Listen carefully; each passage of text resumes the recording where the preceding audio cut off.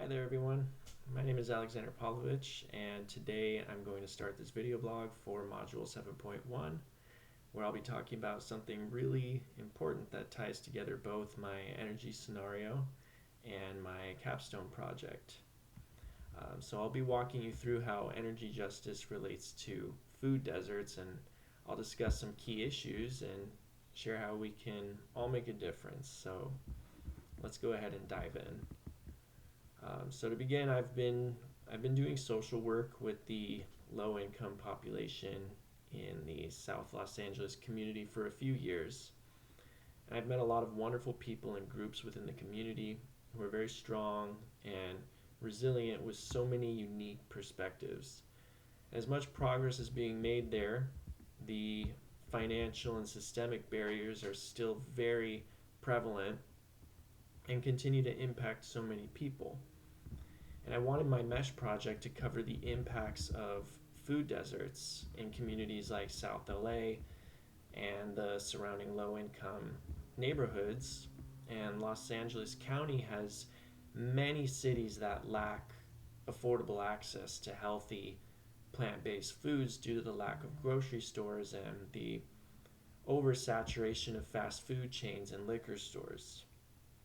And due to the fact that the animal agriculture industry is one of the major global emitters to carbon and methane emissions, and a dietary shift to plant-based foods and local produce can help positively impact agricultural sustainability, it's challenging to accomplish this in food deserts where densely populated neighborhoods can't access healthier foods. And so for this module, I've conducted an energy audit on a home in which its residents were kind enough to let me have access to their energy utility bills. And in doing so, I've made quite a strong connection with how that applies to my mesh project in a way that I haven't actually considered before taking this module. So first, the energy audit. So I focused on a small 900 square foot home. The house has limited insulation, outdated appliances, and higher than average energy use in the winter, mainly from heating. It's a single family unit with a couple occupants, and the bill spikes during colder months, even though the square footage is relatively small. Now, what stood out to me is how inefficient the home is, not necessarily because the residents are wasteful, but because they don't have access to energy saving upgrades. And we're talking about an older building here with no, double pane windows and poor insulation and an inefficient space heater. And these are the kinds of things that add up in the utility bills. Now, when I tie this to my mesh project and getting people in food deserts to shift towards healthier, more plant based diets, it's clear how energy and food are linked. Because when someone's energy bill jumps unexpectedly in the winter, especially if they're already living paycheck to paycheck, they're going to make cuts somewhere else. And usually, food is the first place people cut. Not the processed stuff, but the fresh foods and the more nutritious foods, because those tend to cost more typically. So here's the problem. My approach was to encourage better eating habits in communities that are structurally set up to make that nearly impossible. And a big part of that is the hidden cost of energy. So I'll break this down using the energy justice implications here. Distributive justice is front and center because in this neighborhood, people are disproportionately burdened by high energy costs. Not because they're using more power than other people, but because their homes are older and less efficient and often still relying on outdated appliances. And so the burden is unfairly distributed. And they're paying more per square foot than people in wealthier neighborhoods who live in bigger homes with better insulation and solar panels. Recognition justice comes in when we realize that these communities are often overlooked. Policy decisions, rebate programs, and energy saving incentives, they're not always advertised or designed for home renters or for non English speakers or for anyone who may not even know that these programs exist. So the system doesn't recognize these challenges that the residents face. And then there's procedural justice, in which it's all about who gets a say and who has access to the decision making. And these communities don't usually have the political power to demand better energy infrastructure and a push for building upgrades or even to negotiate better rates with utility companies. And as renters, they can't just go out and install solar panels or new insulation even if they wanted to. So, lastly, restorative justice, that's about making things right. I mean, how do we go back and fix years, decades really, of environmental and energy neglect in these neighborhoods? The answer isn't just about money, it's about trust and access and strategies that are community led. So let's say that in the house that I audited, it's the middle of winter and the electric heating bill jumps to $500 or more. That's not so uncommon. If that person is working a minimum wage job or supporting a family, they might skip groceries, go for cheap fast food instead, or rely on really, really cheap, ultra processed packaged meals that are really low in nutrients but high in calories. And over time, this contributes to chronic health conditions like obesity, diabetes, heart disease, and these cases are already disproportionately high in food desert areas, and now we're seeing how energy injustice feeds into health injustice and food injustice.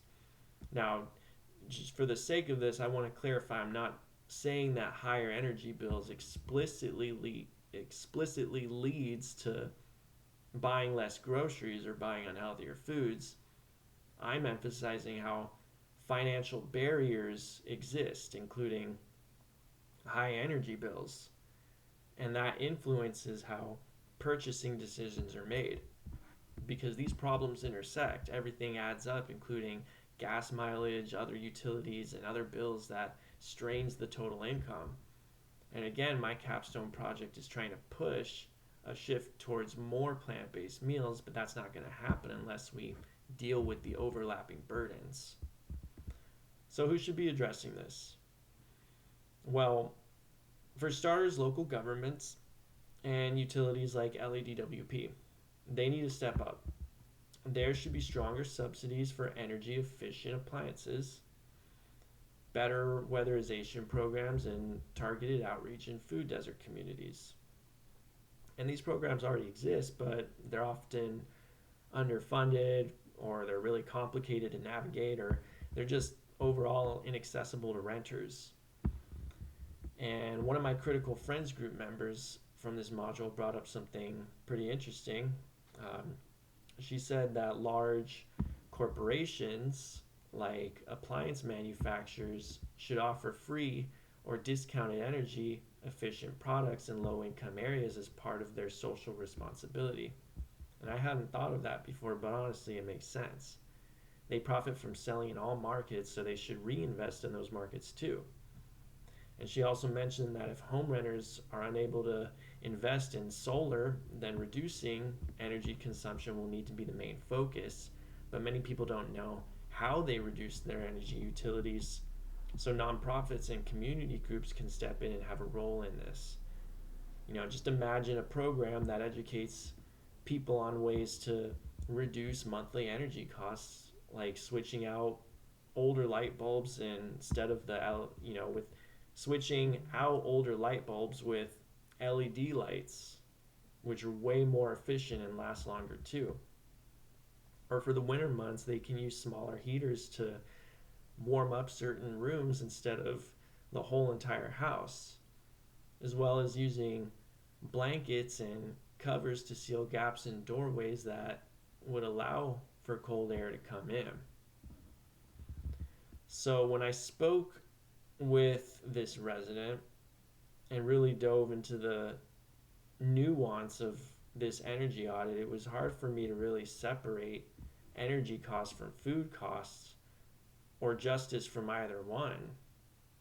Because if we want to build healthier communities, we need to fix systems that make it hard to afford the basics like heating, energy, and nutrition.